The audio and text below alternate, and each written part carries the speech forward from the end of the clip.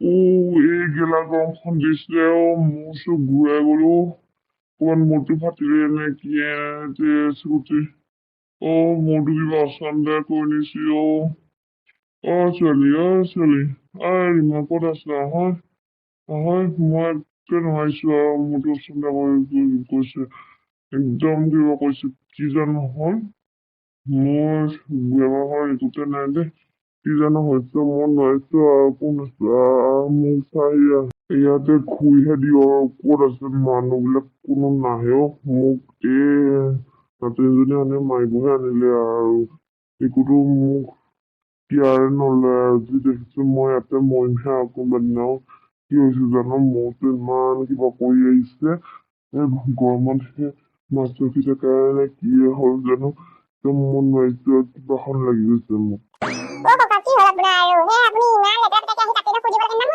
নাই দে এইখিনি কিন্তু গাড়ী দিব দেই মই আৰু চবকৈ দিব নোৱাৰো আৰু হ'ল বুলি ইমান আৰু মই কিবা কাম কৰা চাকৰ বুলি আৰু ইমান কাম কৰিব পাৰো নেকি আপোনালোকে মোৰ কথা অলপ বুজিব দেই নামো তাৰ নামো ককা নামক বুলি কৈছে আপুনি গাড়ী নুখুৰে নেকি আৰু কি হ'ল মোৰটো আপোনাৰ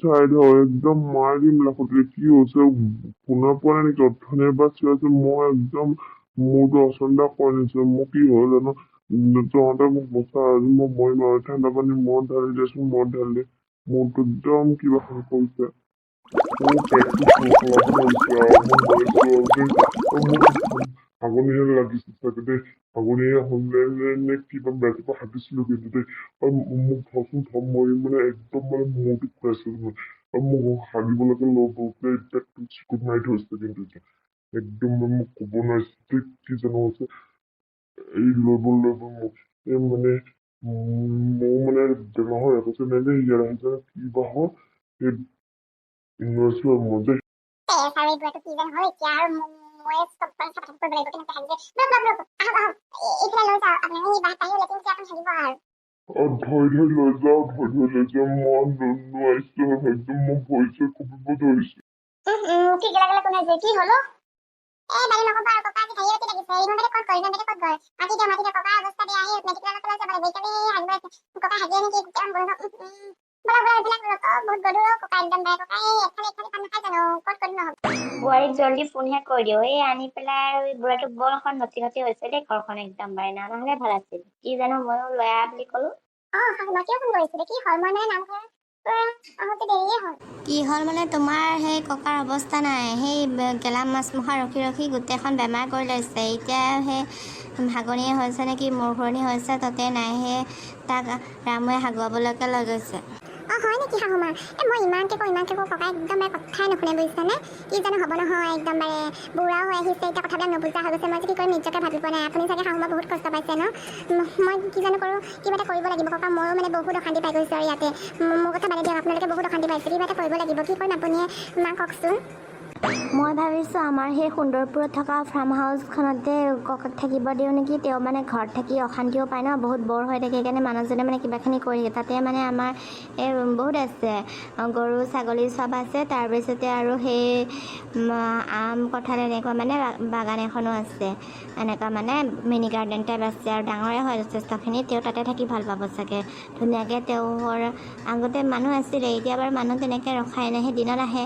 ককা যদি ইচ্ছা কৰে তাতে থকাটো ব্যৱস্থা কৰোঁ ৰাতি তেওঁ ইচ্ছা কৰি থাকিব পাৰে যদি নাথাকে নাই বাৰু তাতে থকাটো ব্যৱস্থা কৰি দিওঁ নেকি তেওঁক মানে তাতে অলপ বিজি হৈ থাকিব ইয়াতে তেওঁ বহুত বৰ হৈ যায় ন হয় নেকি শাহুমাতে ভালে পাব সেনেকুৱা জেগা থাকিয়ে ভাল পায় আমাৰ ককাই গৰু ছাগলীবিলাক আছে যদি চাব পাৰিব ককাই ভালে হ'ব দিয়ক মই ক'ম বাৰু বাইদেউ ককাৰ অৱস্থা বেয়া তেওঁ মোৰ ঘূৰাই পৰি গ'ল যদি মেডিকেল নিব লাগে কি হ'ল ককাৰ মোৰ ঘূৰাই গ'ল নেকি ইমান অৱস্থা বেয়া বুলি মই ভবাই নাছিলোঁ তোমালোকে কিয় ফোন কৰিলে মোক তেতিয়াৰ পৰা এতিয়া মেডিকেল লৈ যাব লাগিব নহ'লে ব'লা চিভিল হস্পিটেললৈকে লৈ যাব লাগিব তাতে মোৰ চিনাকি বৰ্মন ছাৰ আছে তাক মোক ফোন কৰি দিওঁ ৰ'বা হ'ব বাইদেউ আপুনি ইমান টেনশ্যন ল'ব নালাগে ককাৰ মানে সেই অলপ বয়সো হৈছিলে যে তাতে আৰু কিবাখিনি খাইছিলে চাগে গেছ ফৰ্ম হৈছে বহুত মানে গেছটো একদম 100 ওপৰ গুচি গ'ল সেইকাৰণে এনেকুৱা হৈছে চিন্তা কৰিবলৈ একো কথা নাই এতিয়া বিষৰ ইনজেকশ্যন দিছোঁ এনেকৈ পেট কামোৰা আৰু সেই হজম হোৱা দিছো ঠিক হৈ যাব, টেনচন ল'ব নালাগে। ইমান ককাই নুবুজে কথাবিলাক, যি কেইখন খাই থাকে সেইদিনাখন মানে উজানত মাছ আহিছিল নহয়, সেই মাছ ধৰিব গৈ মানে সেই আধা খালেও মানে আধা মানে সেই ৰ'দত শুকালে সেই গোন্ধবিলাক সোমাই চাই গোটেই গেছ ফৰ্ম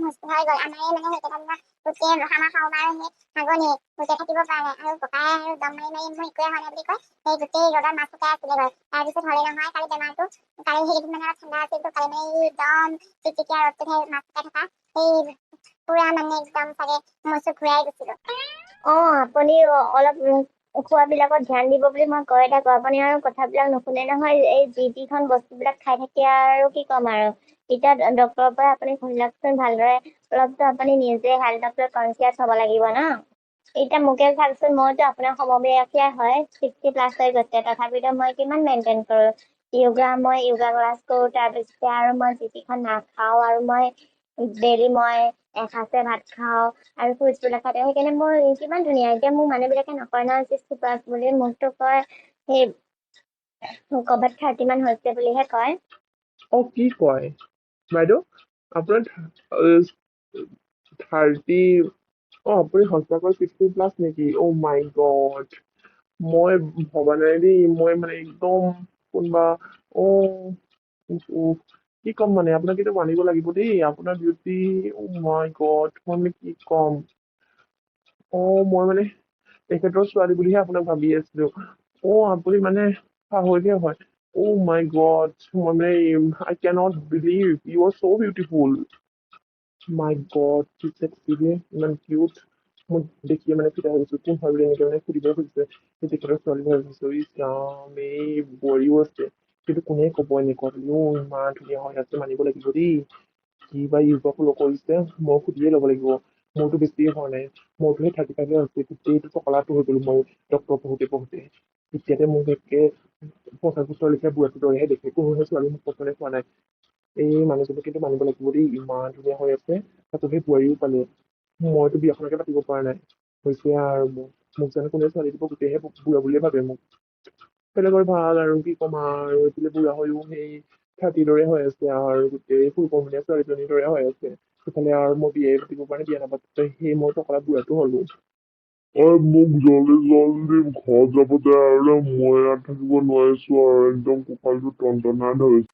ককা, আপুনি ক'লে নহ'ব নহয়, আপুনি এতিয়া বহুত উইক হৈ আছে, দুৰ্বল হৈ আছে। আপুনি অলপ ৰেষ্ট লওক, অহাকালি যাব দেই। অহাকালি আপোনাক ৰিলিজ দি দিম। আজি ৰাতিটো ইয়াতে থাকি দিয়ক, আৰু ৰাতি কথা নহয়, আপোনাৰ কেনেবাকে গা চা বেয়া হৈ গ'লে ৰাতি আহিব প্ৰব্লেম হ'ব নহয়।